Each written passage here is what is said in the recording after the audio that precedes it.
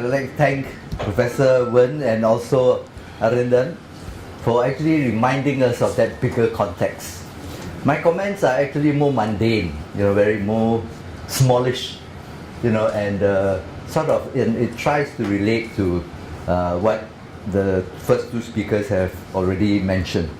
Now, of course, as we know, the Silk Road Summit was held in Beijing recently, and the Malaysian Prime Minister, Najib Tun Razak, was very enthusiastic. So he was among one of the 29 people who were there. And following the summit, then he signed 14 new MOUs with Chinese companies for projects totaling about almost 50 billion US over a period of time, to be built over a period of time. And that's, more than half of our federal budget. And this is in addition to ongoing projects which have already been launched earlier before this. Now, he was very enthusiastic, but there have also been a lot of criticisms. And I just want to emphasize what the mood is like in Malaysia vis-a-vis the OBO. First, they're saying too much, too fast, too soon. And this is because the Chinese investments have grown so rapidly, and there is, for instance, and it begins to jeopardize some of the planning that has been made. So, for instance, suddenly we have been announced as a result of these signings that actually there will be 3-4 new ports being built. So, Malacca had not had a port since the old, Malacca Sultanate days. Now they're going to transform it into a modern port. A second port is to link up, a new Shell refinery which the Chinese government have acquired, taken over, and it's going to be connected via pipeline to the east coast of Malaysia. Both new ports at both ends. Well, my state also, the Penang port will be, improved upon, among other things. So this is, for them, this is why do you need so many ports to be built at the same time? And very clearly that pipeline indicates that actually it is more oriented towards the needs of China rather than domestic needs. Secondly, suddenly we are going to build a new East Coast Railway. So it's and Chinese investors basically are going to be involved. Also, trains will probably come from China at some point in time. Now, so this is the first kind of criticism, that actually you are jeopardizing proper planning that has been occurring over time. Second point is that a lot of these investments are not helping Malaysia to get out of this problem that we have been talking about in Malaysia for the past decade, the middle income trap. So we are not poor country, cannot access all these benefits globally anymore. You are inked out of loans, cheap loans and all that, but at the same time we cannot make that breakthrough to rich nation status. So we are in this middle income trap. It's highlighted, of course, that Malaysia's economy is among the most open ones in the world. And it's always been open to FDIs, except that now there's been less prudence and watchfulness over foreign ownership of land and assets. So consider the case of Forest City.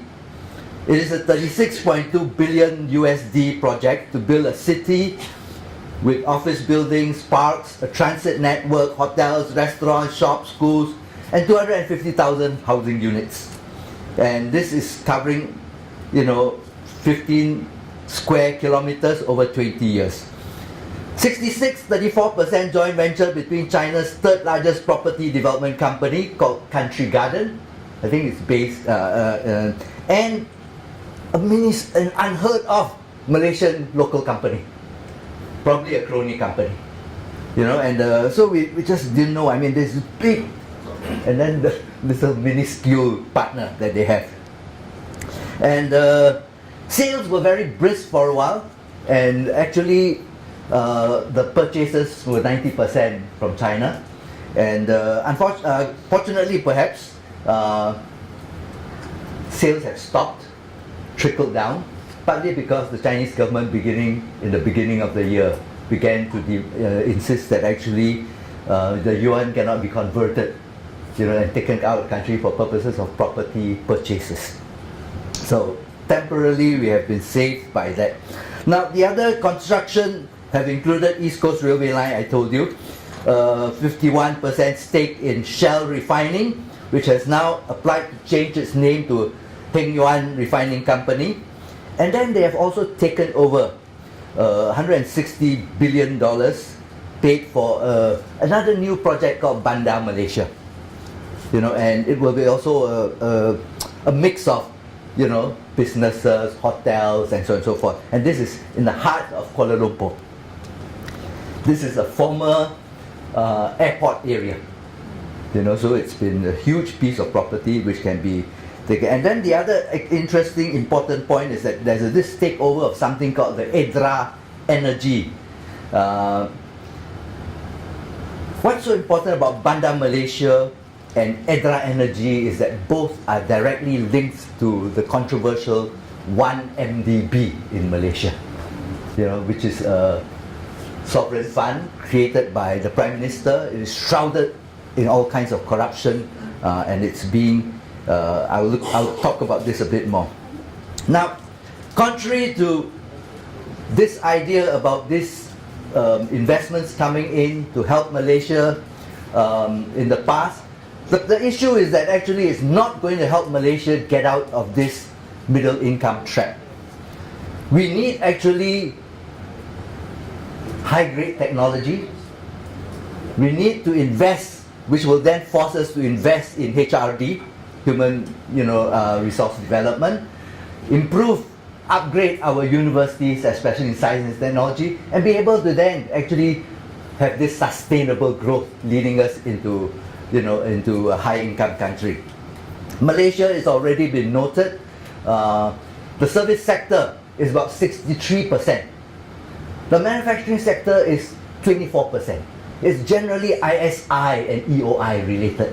There's no high-tech industrialization taking place, and that's what actually we need.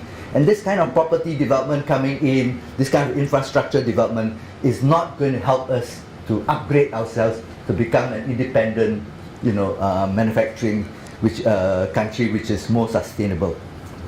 So that's the second point. The third point actually is about how a lot of these FDIs which are coming in are shoring up a very corrupt and sinking government, a sinking regime.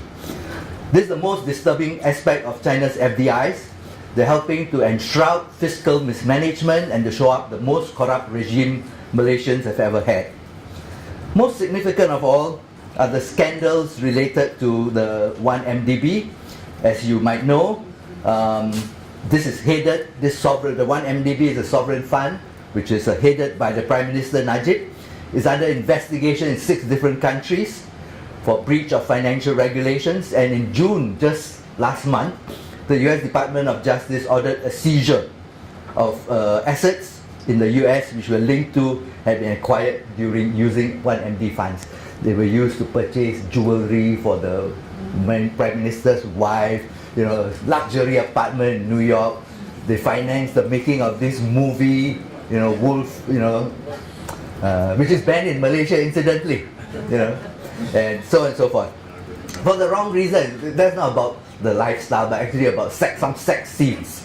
So, now in this regard, it is extremely disconcerting that the state-owned enterprise China General Nuclear Power Corp has purchased 1MDB's Edra Energy. So China General Nuclear Power Corp has purchased 1MDB's energy. And this has bestowed this company, which is under investigation, which is linked to 1MDB, which is virtually bankrupt, it's bestowed it with $9.83 billion in cash. Yet another purchase is the acquisition of Bandar Malaysia by yet another Chinese company for 16 billion. Now, a related concern is how these FDIs have also provided the Chinese embassy and its ambassador much high profile in Malaysia.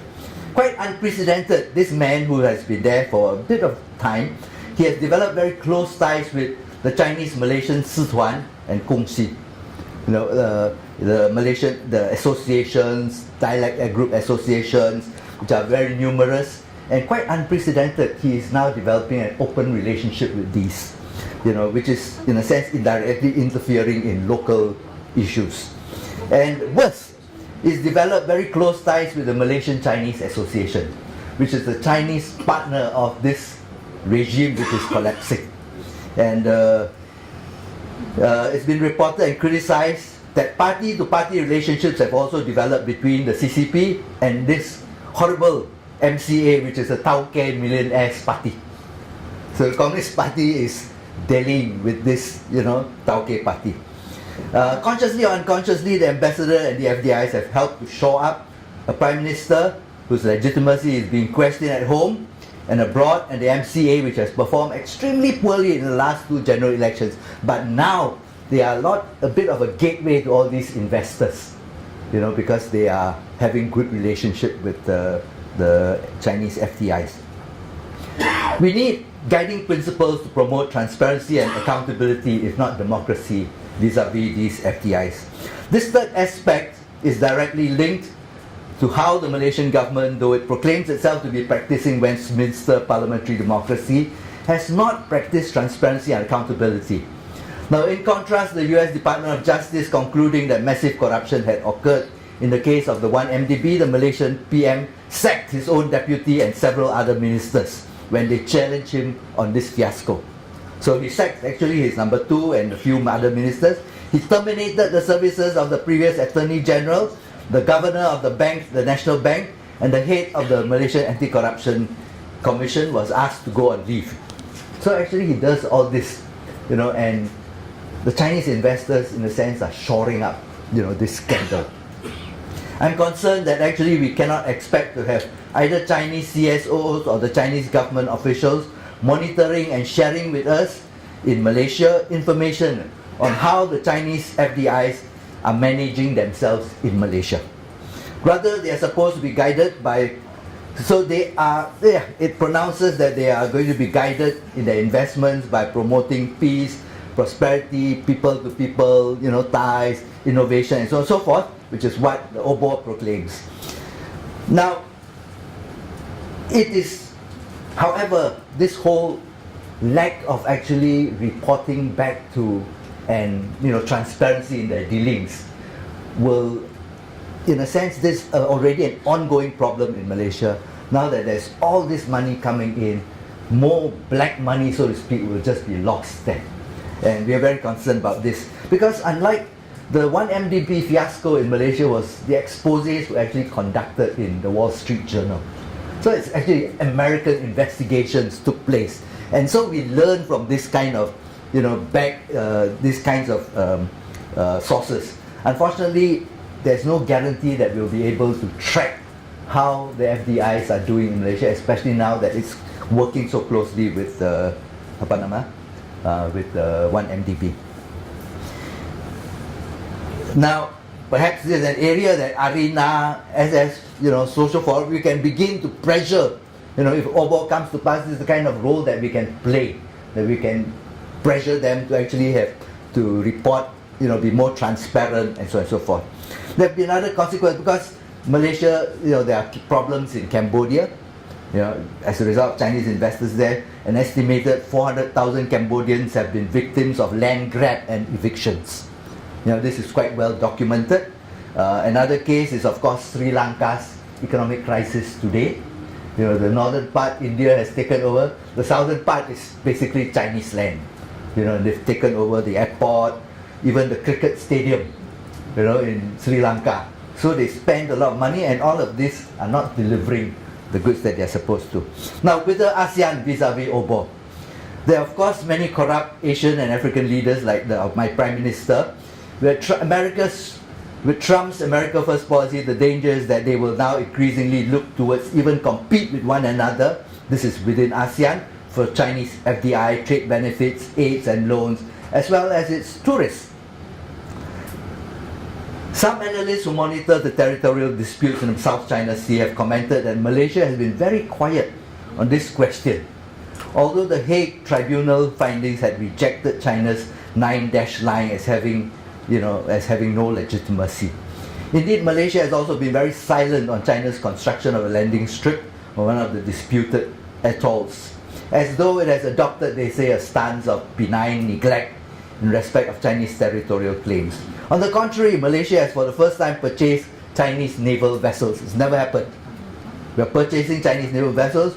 We are opening one of the ports to Chinese warships and submarines, and we have recently invited the PLA to participate in joint land exercises. Meanwhile, Duterte of Philippines has announced that he was warned by China that he was prepared to go to war on the matter. Paradoxically, even as he complained of the Chinese threat, China sold him $500 million worth of arms.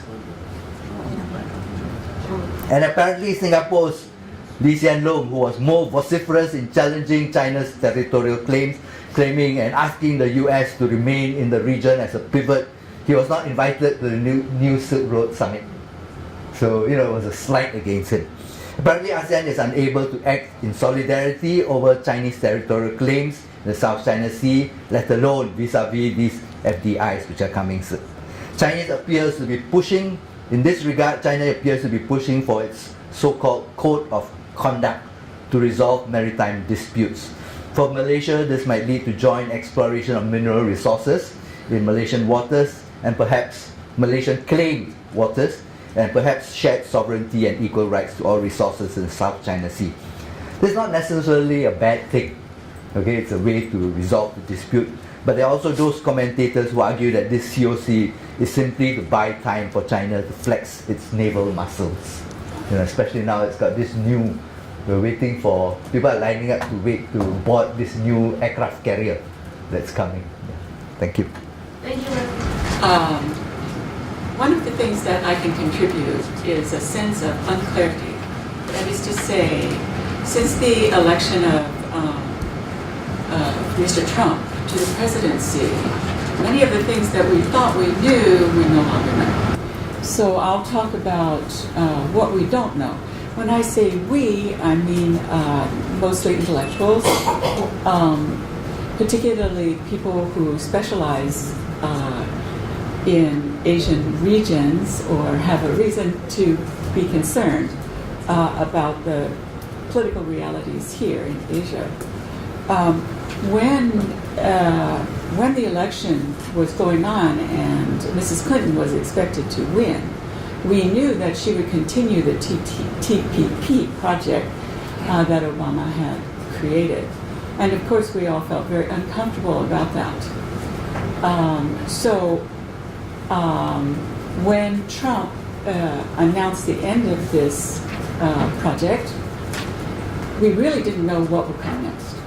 So, in the absence of a clear neoliberal project, the question really is, in a post-neoliberal American situation, what are the possibilities and what will Trump decide to do?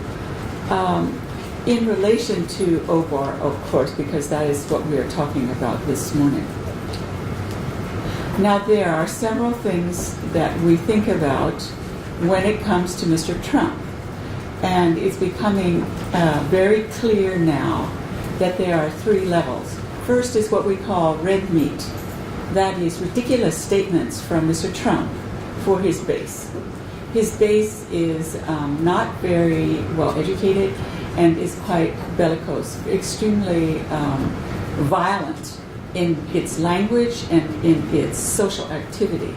He must feed that base because those are the people who elected him. So at one level we get this kind of absolute nonsense about female menstruation or killing people of color or the freedom to express the most vile ideas in the political space. That's one level. Then we have the so-called congressional deadlock, which involves Mr. Trump, of course, but it also involves the crisis between various states and sectors in the United States.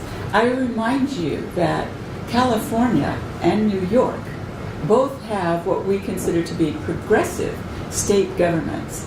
California has disregarded many Trump policies under the doctrine of states' rights.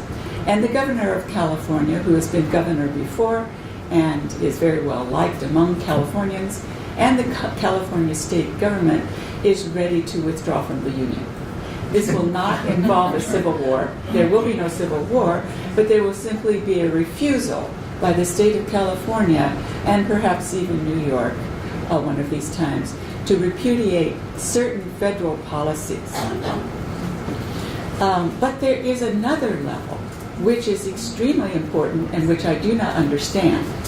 And so I call on you to help me understand. And I just posted on my Facebook account the fact that I'm participating in this discussion here, and that in my view, our small groups of concerned intellectuals have not taken seriously the OBAR situation.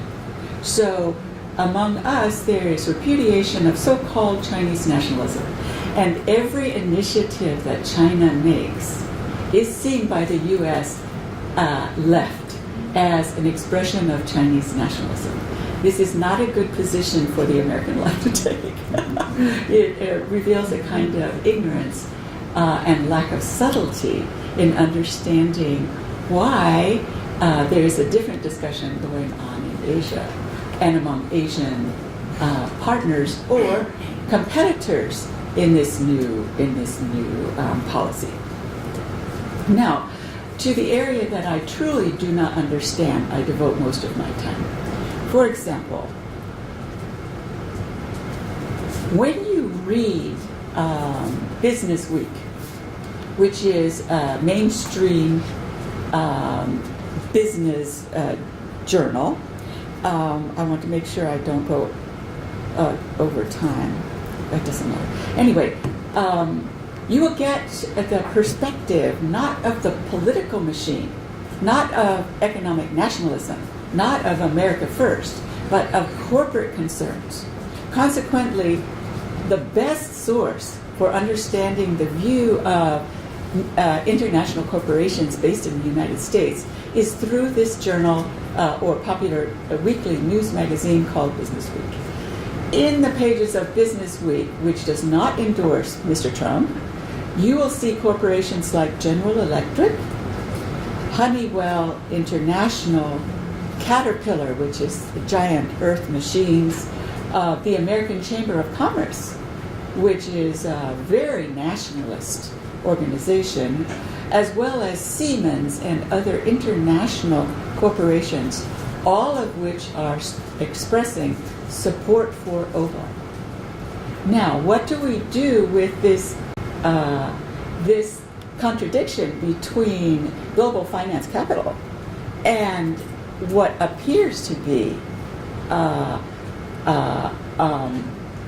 nationalist capitalist concern? My own nephew, whom I love very much, is a national, takes the position of Mr. Trump, or at least one of the Mr. Trumps, on America First. Now, he has a bachelor's degree from Berkeley. He's a very smart fellow, but when it comes to international global finance and politics, he's profoundly stupid. And I had a long argument with him, drinking throughout the night, trying to explain to him that there cannot be, under these circumstances, something called America First. And we see this with Mr. Trump and the so-called Trump organization. Okay, now what is happening in the Trump White House that suggests that Trump's actual concern is with corporate capital? I give you one piece of evidence.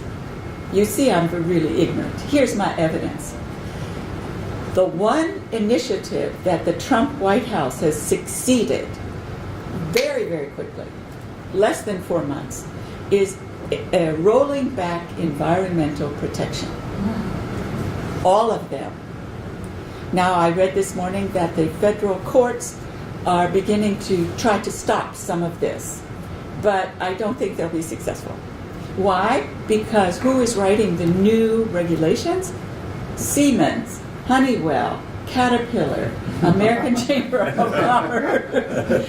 They are the ones who are writing the new environmental policy.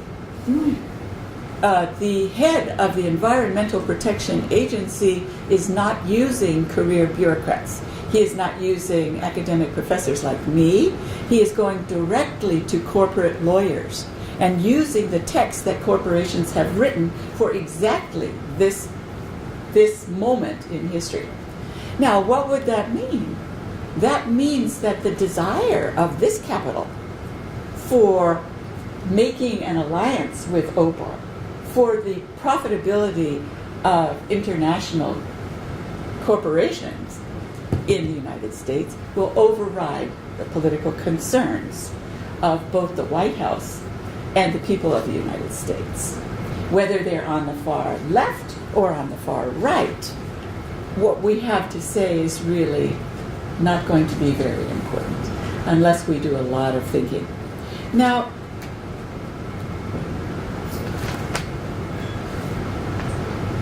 one of the arguments that academic intellectuals are beginning to make, and these are mainstream academic intellectuals, is that the United States is in an awkward situation. We cannot be left out of Chinese planning.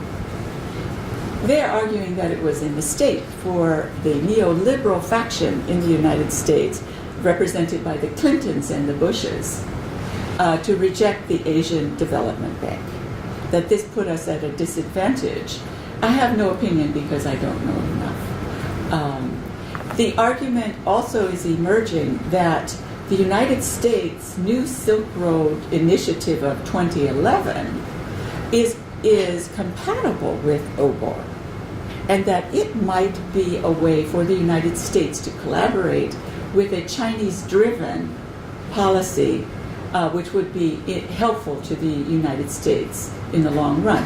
Now, let me say that I do not know what helpful to the United States means anymore. I have no idea under the current government what we think helpful to the United States might be.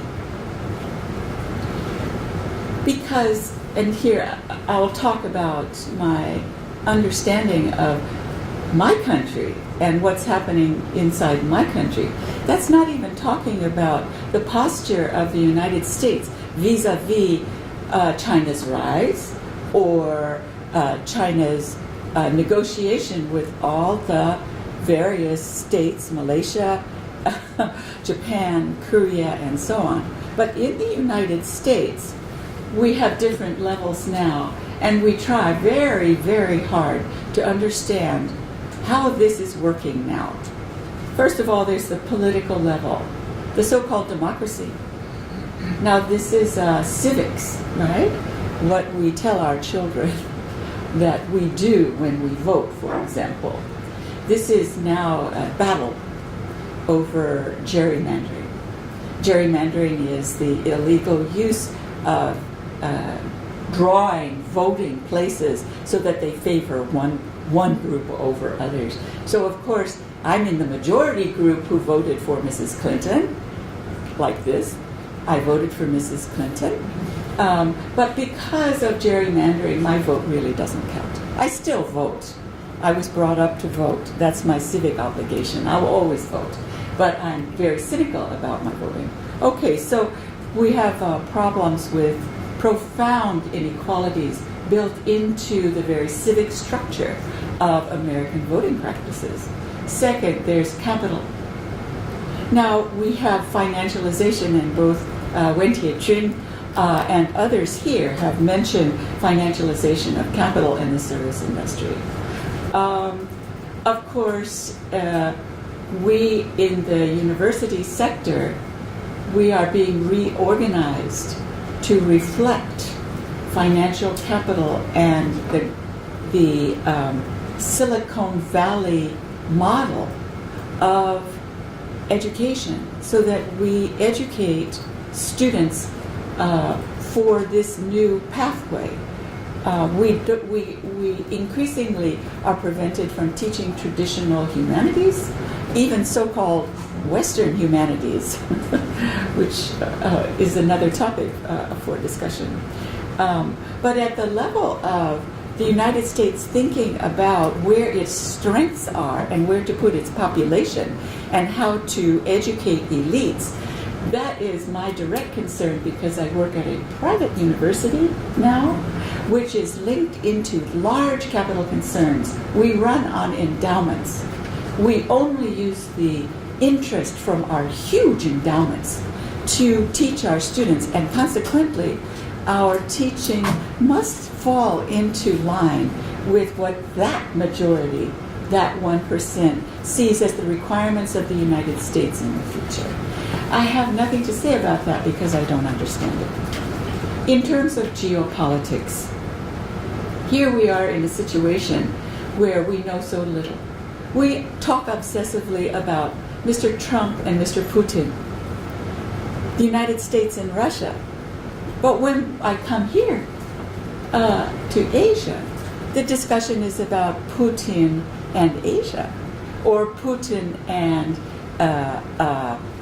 Afghanistan and Central Asia, or Putin and North Korea, and the relationship between Russian security apparatus and other security apparatus and global geopolitics as it affects Asia.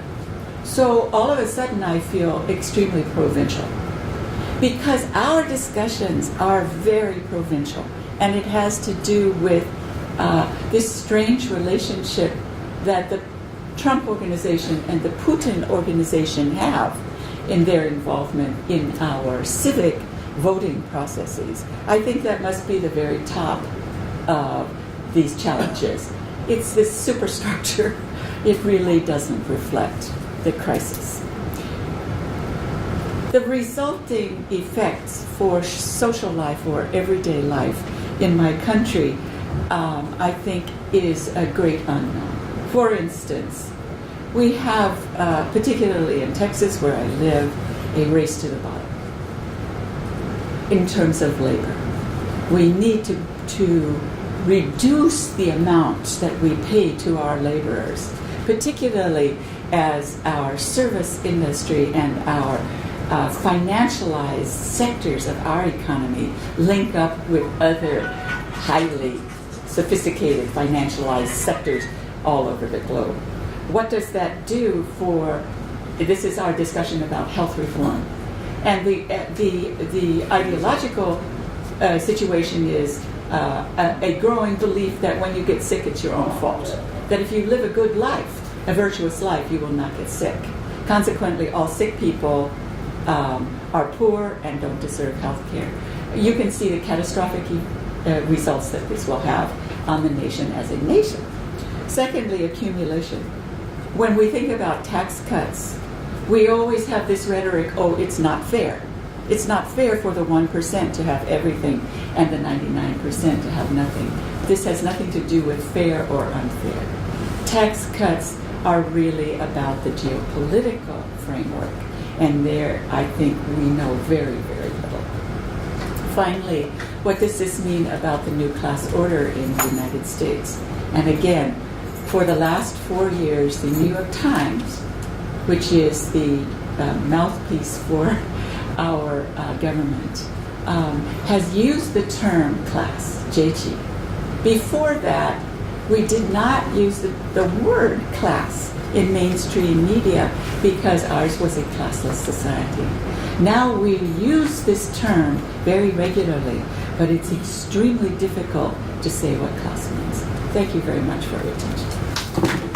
Thank you. The third speaker will be Eduardo Tadem. He is a professor from the University of Philippines. Thank you. Thank you, Margaret. From the macro perspective given to us by Professor Wen, I would like to go a bit smaller to the regional perspective and look at one of the main players in the financialization of especially Asia-Pacific societies, and this is the Asian Development Bank. The Asian Development Bank marks its 50th year as a financial institution with over $250 billion worth of loan projects in Asia-Pacific, mainly for large-scale infrastructure and energy-related projects. The Philippines, for one, has outstanding debts to the ADB of $5.6 billion, or 13% of our total foreign debt. Significantly, the Philippines General Appropriations Act of 2017, this is the government budget, added a special provision directing the Congressional Oversight Committee on Overseas Development Assistance to conduct a debt audit to determine the legitimacy of 20 foreign loans that have been reported as illegitimate by the Freedom from Debt Coalition. Of the 20 debts, 5 of these are owed to the ADB, either as a sole financier or a co-financier.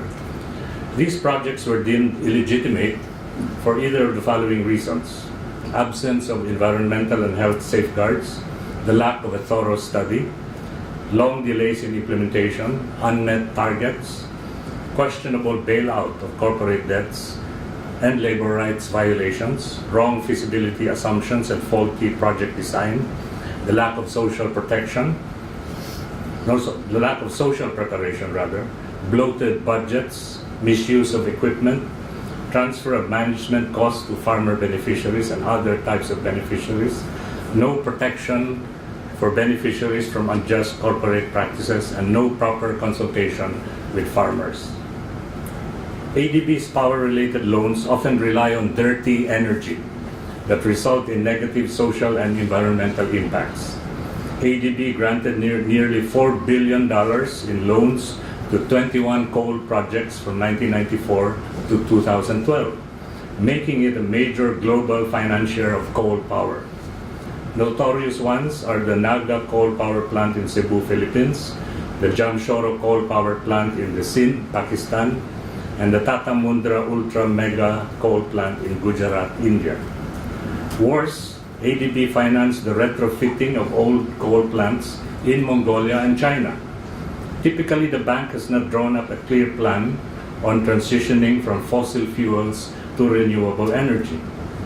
ADB's support for coal power clearly subverts the 2015 Paris Agreement on reducing harmful gas emissions. Ironically, since 2005, ADB has hosted the annual Asia Clean Energy Forum. Civil society groups also charge that ADB supports authoritarian regimes, ignores corruption issues, disregards the rights of workers, indigenous peoples, and farmers. In 1996, a major mining disaster in the ADB-funded Marcopper Corporation in Philippines decimated agricultural and marine life, buried 20 villages, displaced 20,000 people, and caused toxic health problems that persist till today. ADB's policies bankroll private capital takeover of public goods under the mantra of deregulation, liberalization, and privatization, weakening governments and local communities, violating consumers' rights, and further marginalizing the poor. Oxfam says that many ADB projects have damaged the environment and undermine communities' rights to determine their own needs and participate in decisions relating to development, thus leaving them worse off. Regrettably, the ADB Charter grants it immunity from every form of legal process related to its loan projects. The NGO Forum on the ADB has thus launched a campaign to challenge this immunity, arguing that for 50 years the bank has financed projects that caused loss of livelihood and irreparable damage to vulnerable and marginalized sectors. For 50 years, the ADB has acted more like a commercial bank than the development agency it claims to be. It has long relied on a faulty internal grievance procedure and inadequate social and environmental safeguards mechanisms. It is time that the ADB be held accountable under both national and international laws for its ruinous policies and projects. And now we have a new kid on the block, the Asian Investment and Infrastructure Bank, which is seen to rival or compete with not only the ADB but also the World Bank. AIIB, of course, is a Chinese initiative. Originally had 17 signatories as of December 2015, but at its founding assembly in January 2016, already had 57 founding members. AIIB is significant because it excludes the US as well as Japan. And China, of course, as its main driver, will have initially half of the capitalization, but has been reduced to 1/3. But it still would be the biggest voting bloc in AIIB. And of course, the president of AIIB is from China, Lee Kiu Chi, who incidentally is a former vice president of the Asian Development Bank. So so he will be bringing into the AIIB basically the same principles, the same methods of financing that he had been using at ADB. So this sort of disputes the notion as to whether AIIB will really compete with ADB or even with the World Bank. And true enough, one of the main ways of financing that the AIIB is working on is co-financing. Co-financing with World Bank and co-financing with ADB. Because the total projected infrastructure needs that the AIIB wishes to meet is actually about $800 billion in the Asia Pacific region, but the capitalization of AIIB is only $100 billion. So it needs co-financing with both the World Bank and ADB, and probably even some private banks in the region. Now the question is, countries are, really going over to AIIB because they feel that, in contrast with ADB, World Bank, AIIB loans are not hampered by conditionalities, human rights, environmental safeguards. These are not present in, these are not deemed to be present in AIIB's requirements for accessing a loan. Although civil society groups are bearing hard on the AIIB to also implement social and environmental safeguards. And outwardly or officially, for example, AIIB is saying that they will not fund coal power projects. But in the fine print, it says that they are open to actually fund coal power projects as some kind of a stopgap measure until renewable energy and non-fossil energy technology will be cheap enough or affordable enough or be more accessible to countries that are in need of energy. So there's a caveat in that particular concern. Now, the Philippines is to go on a borrowing binge from 2017 onward to fund a massive infrastructure program estimated to cost $167 billion over 10 years. Now, China, because of its One Belt, One Road program, I think it has already been renamed the Belt Road Initiative during the forum organized in Beijing last month. And the Philippines was there, and which India boycotted, by the way.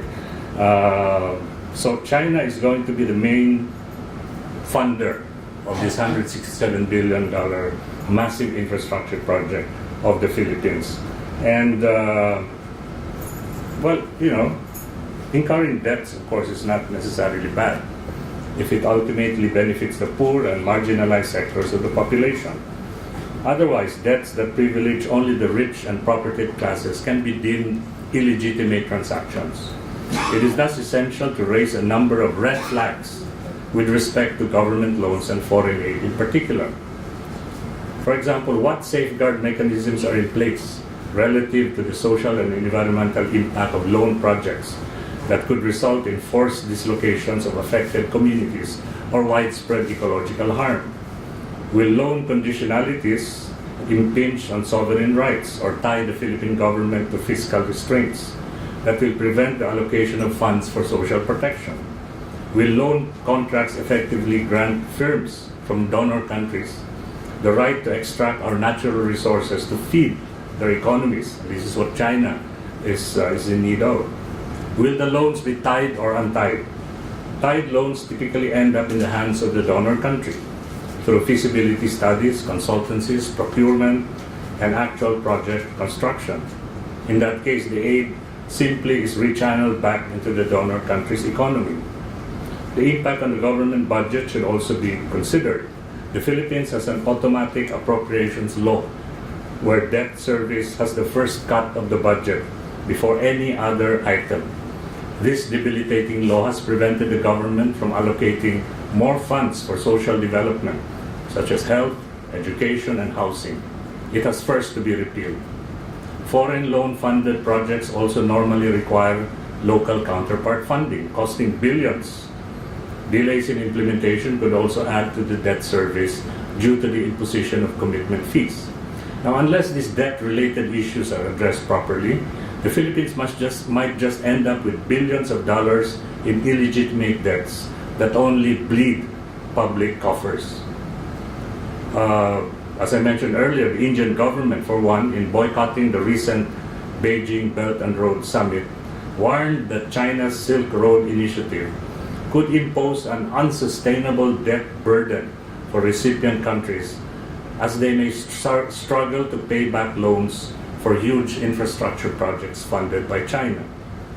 Furthermore, Forbes magazine estimated that within 10 years, even at a minimum concessional interest rate of 5%, the Philippines would be saddled with an additional debt of 13.75 trillion pesos just from this infrastructure project alone.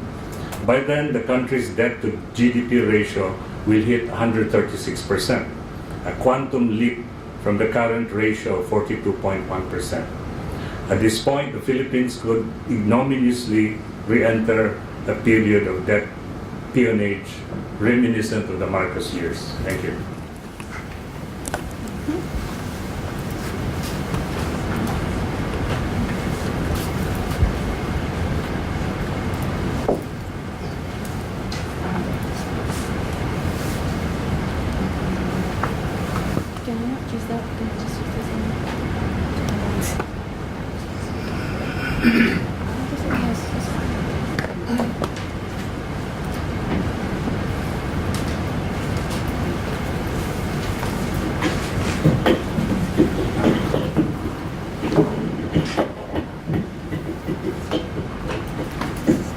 Thank you for the kind introduction. Good morning, everyone. I would like to situate my presentation within the context of what Professor Wen mentioned, that is, of obstacles toward a peaceful regional arrangement and the tensions that are causing us to forge that kind of peaceful framework. And that is the tension arising from the disputes over the islands in the South China Sea. I would like to invite you to consider the possibility of research and formulation of a position that would advocate changing the narrative of the dispute from one which is geocentric, defined by borders and based on power of states and interests, to one which is a narrative of people's movements, which is based more on sustainable use of the resource rather than one of exclusion. All right. My presentation is actually part of a paper which is forthcoming in Journal of History of International Law. It will focus on a very small aspect of the paper, which in general addresses two questions. The first question that I address in the paper is, what was the normative framework used to resolve claims to the South China Sea? And I speak of international law as framework. And the second question was, how did the coastal states fare as against this framework that was adopted? The first question I will not deal with in this presentation, rather I will focus on the second one. The first question, I will just mention my findings, and on the basis of my findings, I will proceed directly to looking at how the coastal states fared against this framework. My main argument is that the framework has been defined mostly by Western states. And this is the narrative used, the dominant narrative used has been state-centric and therefore based on borders and principles of exclusion. And in that narrative, there is no voice accorded to peoples, Asian peoples in particular. And my position is that if there is to be any peaceful framework within this region, we have to depart from this old narrative, and therefore we have to reject the parameters of these narrative. And my reason for departing from this narrative, I use as a case study the case of Chinese citizens and their economic use of the South China Sea Islands. In my findings, my first question is addressed by the use of the position. As I mentioned, I addressed two questions in my research. And the first question I need not discuss thoroughly here. I will focus on the second question. The findings on the first question is that based on the assertions and invocations by the British claim, the Japanese claim, and the French claim to the South China Sea Islands, the rule of international law that was applied to claims to the islands consists of the following. First, if there are citizens of a state that makes use of the islands economically, such as by collection of guano, or by fishing, or by collection of any products from the islands, the user state, or the state to whom those citizens belong, will have the inchoate right, meaning the exclusive right to perfect a claim to title by acts of sovereignty. All right, that was the findings I made on the first question to my research, and that rule, therefore, should be the measure against which the claims of other states should be made. And my purpose in going into the second question is to demonstrate to you why the old narrative, which is state-centric and based on borders and exclusion, should no longer work if we are to define or formulate a new framework which would ensure sustainable peace in the region. So, as to the next question, my findings is summarized in this slide, but I will proceed to indicate what is the basis for my findings. In general, my findings is based on archives of the US and the UK. And in these archives, it indicates that the US and UK had knowledge, public official knowledge of the following. First, that there was economic activities on the islands, and they were exclusively Chinese. They were undertaken over a long period of time with a lot of regularity going on.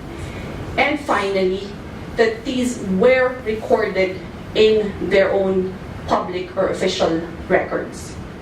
All right.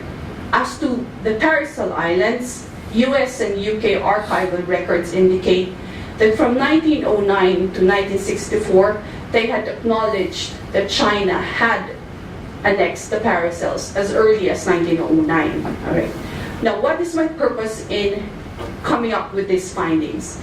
It is to show that, first of all, against the parameters, against the rule that the West themselves, that the West, by the West I mean US and UK themselves, formulated. How did they apply it with respect to the South China Sea Islands, and in particular with respect to the Chinese claim? First of all, I will indicate to you the records that I used when in coming up with these findings. These materials are nautical reports which were issued by surveying vessels. These are surveying vessels by the US and UK naval forces, and also by the East India Company. The second level of materials I use are US hydrographic reports. These are reports issued by the American navies. And the last record I used are US-UK archival records, issued also by their own navies. And if you will notice the first record, this is a record which is dated 1867, and it was issued by the surveying vessel rifleman. It states here. Can you see it? Sorry. Anyway, I'll just read it. I guess it says here that junks from Hainan have been visiting the islands, and that these fishermen born on those junks would gather products from the islands, would fish, etc., and some of them would stay on for years. And the products are then traded with junks coming from Hainan, bearing rice, water, and other commodities. And the profits are then remitted back to China by these fishermen, right? So this is an 1867 record of economic use. And the record would not indicate any other nationality engaging in economic activities on the islands.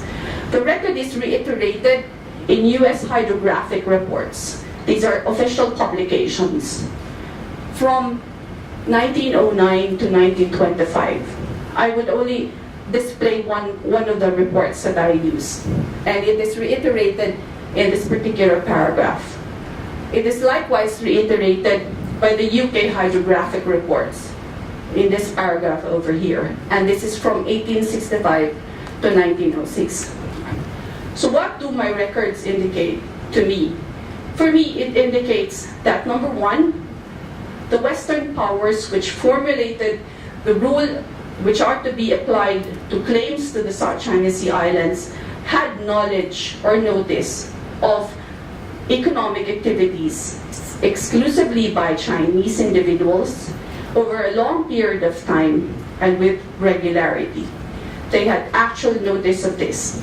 So, measured against or set against the standard that they themselves defined, what did they do with the records? I'm sorry, I forgot Paracel. This is my record on Paracel Island, and I'm sure that a lot of the Chinese scholars would be surprised at what the UK archives would reveal. This particular record is from the Foreign and Commonwealth Office. This is about a discovery made by some of the military officials of the UK when they tried to arrest Sun Yat-sen. They found out that Sun Yat-sen had entered into an agreement with Japan for the use of the islands of Hainan, including the Paracels. And in exchange for the use, fishing and mining of the islands of Hainan, Japan would arm Sun Yat-sen, would provide, this is the first clause over here, would provide weapons and armaments to Sun Yat-sen's southern government. And what was the use of this record for my purpose? This record was considered by the British Foreign Office as a breach of what was known as the Nine Powers Treaty. The Nine Powers Treaty provides that no part of China shall be ceded to any other power. And the position of the British with respect to this record, and it is written on this part of the record, is that the Paracels is part of the territory of China which should not be ceded to Japan by way of this particular agreement. This, in my research, in my field of work, this kind of public document is an indication of the position of a country with respect to the claim to title of another country. It is a primary record of extremely important or high evidence. Now, given these two sets of records that I showed to you, the first one about the Spratlys and the second one about the Paracels, there's clearly record or notice and knowledge by US and UK, and even acknowledgement by UK about the claims of China to these islands and by no other nationality at that point. Okay. My next findings is what did they do with these records? And my findings, as I said, is that first, the US and UK either suppressed the evidence or distorted the evidence, and I will show you how it was done. Okay. As I pointed out earlier, the US acknowledged from 1915 to 1937, they acknowledged that China had annexed the Paracels in 1909. This is a public record and a public acknowledgement of annexation or an acquisition of title to a piece of territory. But by 1957, this same record issued by the Naval Hydrographic Office was absolutely deleted and revised to make it appear that the Paracel was also being used by people from Vietnam. And therefore the narrative now has changed. You have clear public record indicating acknowledgement of sovereignty, and a deletion and a revision of the record of history to reflect not exclusivity of Chinese claim, but also inclusion of Vietnam as a claimant. All of a sudden, it's 1957. The UK also did the same. These are two separate records. They were referring to entries in the hydrographic reports. Some bright person from the Foreign Office came up with, observed that we are making public statements about China's title to certain islands in public records. What are we going to do about this? And the research department of the Foreign and Commonwealth Office came up with a statement that if it is true that there's an acknowledgement in our public records of China's occupation or annexation of the islands, then this is the particular statement here. That is clear evidence that they have title to the islands. But then the Foreign Office here, the guy here was referring to this entry in the records. The Foreign Office came up with a statement that if that is the case, then we have to delete the record. We have to revise it. All right? So it is the same with the Spratlys. This is a record here about, again, the entries in their own hydrographic reports of Chinese exclusive economic use of the islands as against the rule that was applied by the West when it comes to claims to the islands. And the attention of the Foreign Office was brought to these entries in the records. And the Foreign Office again made the decision to delete the records or revise it in any form. Finally, we come to how the US dealt with the issue. Remember that in the records of the US, they only acknowledge exclusive Chinese use of the islands. But eventually, these are records in preparation of the peace treaties. But eventually, here in this entry, they said that it was not just the Chinese making use of the islands, but also Vietnam. All right? I do not offer a conclusion, but rather an insight into my records and to what my records would reveal. In my own article, I come up with a conclusion which is more about international law. But for the purpose of this forum, my insight is this, and it's quite very simple. The only framework that would deal with ensure sustainable peace in the region is one that will depart from the state-centric geopolitical dependent on borders and following principles of exclusion that is the dominant narrative now on the South China Sea. It should be transformed into a narrative where groups of peoples are interested only in the sustainable use and development of these islands rather than as its acquisition as territory or strategic base. Thank you very much.